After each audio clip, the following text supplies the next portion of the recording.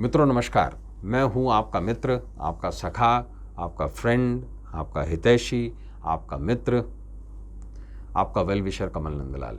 और मैं आप सभी दर्शकों का हार्दिक अभिनंदन करता हूं, आपका स्वागत करता हूं, आपका वेलकम करता हूं एस्ट्रो तक की खास प्रस्तुति कमल नंदलाल के महा उपाय, जो आपके जीवन को सरल, सुगम और सफल बनाए, सिर्फ एस्ट्रो तक पर। और आज जिस विषय को हम लेकर आए हैं आपके सामने, वो है बेहद खास। देखिए, मौसम बदल रहा है, वर्षा ऋतु का प्रारंभ है और ऐसे में रोग परेशान करेंगे, इम्यूनिटी कम हो जाएगी क्योंकि सीजनल चेंज है। और ऐसे में मौसमी बीमारियां बेहद आम हो जाती हैं। क्या क्या? आई फ्लू, इन्फ्लुएंजा, खांसी, सर्दी, बुखार, उल्टी, पेट दर्द, दस्त, बहुत सारी बीमारियां। कान में इन्फेक्शन, आँख में इन्फेक्शन, नाक में इन्फेक्शन। कारण पानी जो है वो मीडियम बन जाता है परजीवियों का, है ना। आप देखिए, हर जगह जीवन ही जीवन है, क्योंकि ये पॉपुलेशन का टाइम कहलाता है। वर्षा, ये जीवन का समय है। इस समय पर सबसे ज़्यादा प्रेगनेंसीज होती हैं, चाहे मनुष्यों की हों चाहे जीव जंतुओं की हों, क्योंकि ऐसे में पानी मन को हिंडोला देता है और मन में कामुकता पैदा करता है। इसी कारण से रोग जनित होते हैं। आप देखिए, बरसातों में आप बाज़ार की चीज़ खाते हैं, वैसे नॉर्मल, चाहे गर्मी भी हो, ख़राब नहीं होती, कोई चीज़ बहुत ज़्यादा प्रॉब्लम नहीं करती। बरसातों में आपको सबसे ज़्यादा डायरिया के केसेस मिलेंगे। कारण जानते हैं आप? क्योंकि इस समय पर जल जो है ना, वो अपने साथ में नेगेटिव या पॉजिटिव एनर्जी लेके चलता है ना। और सबसे ज़्यादा इन्फ्लुएंस अगर कुछ चीज़ होती है तो वो जल होता है। तो ऐसे में आज हम रोगों पर बात करने जा रहे हैं। देखिए, अगर दवाई लेने के बावजूद भी असर नहीं आ रहा है और हालात ऐसे हैं कि आपका काम पर जाना ज़रूरी है और असाध्य रोग जो हैं वो बड़े परेशान कर रहे हैं, तो ऐसे में आपको एक खास उपाय बता देता हूँ, क्योंकि आने वाले दिनों में आषाढ़ नवरात्रि है। तो ये उपाय आप नवरात्रि के पहले दिन ही अष्टमी पर कर सकते हैं। लेकिन उपाय क्या है और विषय क्या है? विषय है, रोग करे परेशान तो करे पान के पत्ते का महा उपाय। अब आप बोलेंगे, साहब पान का पत्ता तो हम खाते हैं, चबा के थूक देते हैं। पान, नागरबेल,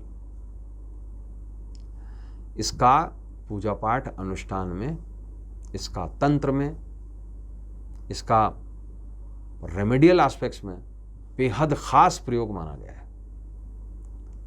और अगर मैं आपसे बोलूं कि पान के बगैर कोई भी अनुष्ठान पूरा ही नहीं होता। तांबूल पेटिका, पान में इलायची और लौंग बांधकर हम देवता को समर्पित करते हैं, चाहे वो देवी हो या देवता हो। पान का होना आवश्यक है। और अभी से नहीं, हजारों सालों से पान जो है वो अपने साथ में, पान का मतलब क्या होता है? खाइए, ग्रहण कीजिए। खान पान, जल पान, है ना। तो पान का मतलब होता है आप नैवेद्य को स्वीकार कीजिए। सोमपान समझते हैं? सोम को पीना। मदपान, शराब पीना। धूम्रपान, सिगरेट को पीना। पान मतलब होना किसी भी चीज को कंज्यूम करना। और ये जो पान है, चाहे वो मीठा पान है चाहे वो मसाले वाला पान है, इस पान का बड़ा महत्व है, क्योंकि पान अपने आप में एक कंप्लीट रेमेडी मानी जाती है। मुखवास तो है ही, है ना। आयुर्वेद भी कहता है कि भोजन से पहले मीठा और भोजन के बाद पान, लेकिन पान ऐसा हो जो जिसमें कोई भी ऐसी चीज ना हो जो इंटॉक्सिफाई हो। तंबाकू और ये सारी चीजें नहीं होनी चाहिए। पान मुख की दुर्गंध को भी दूर करता है, औषधि है पान।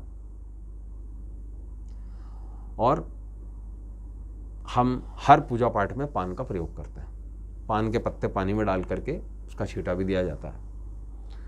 अगर पान की उपलब्धता नहीं है तो ऐसे केस में हम अशोक के पत्ते या आम के पत्तों का इस्तेमाल करते हैं।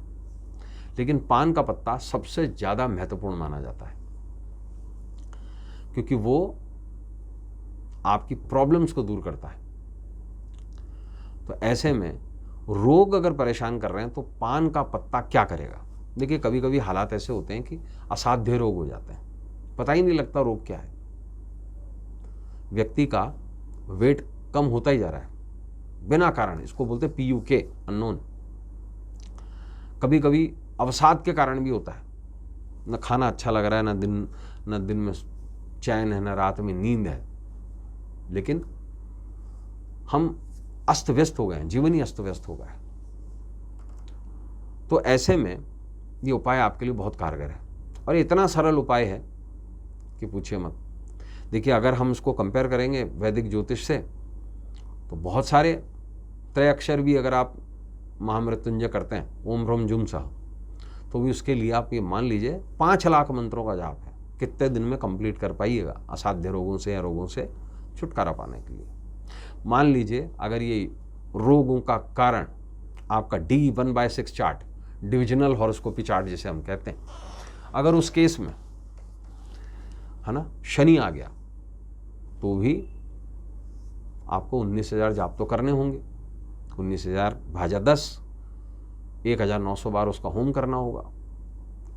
1,900 भाजा 10, 190 बार आपको उसका तर्पण करना होगा।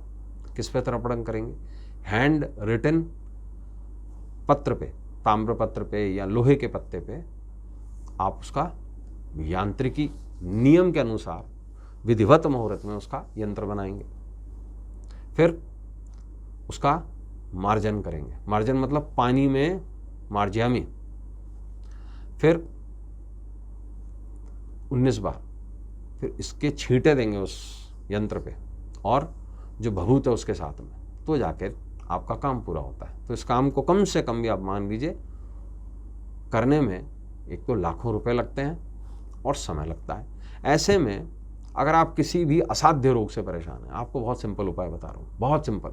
और क्योंकि ये खास आषाढ़ नवरात्रि आ रही है, इसमें तो ये चुटकियों में उपाय होता है। अगर कोई ऐसा रोग सताया हुआ है जिसका कोई इलाज ही नहीं हो पा रहा है और डॉक्टर्स को समझ ही नहीं आ रहा है क्या है, अननोन है, तो ऐसे में क्या करें? देखिए, आषाढ़ नवरात्रि के किसी भी बुधवार के दिन या अष्टमी के दिन ये आप उपाय कर सकते हैं। पान के पत्ते पर नाग केसर एक तरीके की औषधि है, ये आपको पूजा पाठ वाली की दुकान से मिल जाएगी।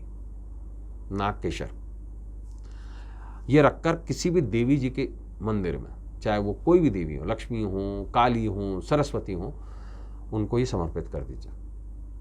और अगर बुधवार कर रहे हैं तो 6 बुधवार तक कीजिए, और अगर अष्टमी पे कर रहे हैं तो 6 अष्टमी पे कीजिए।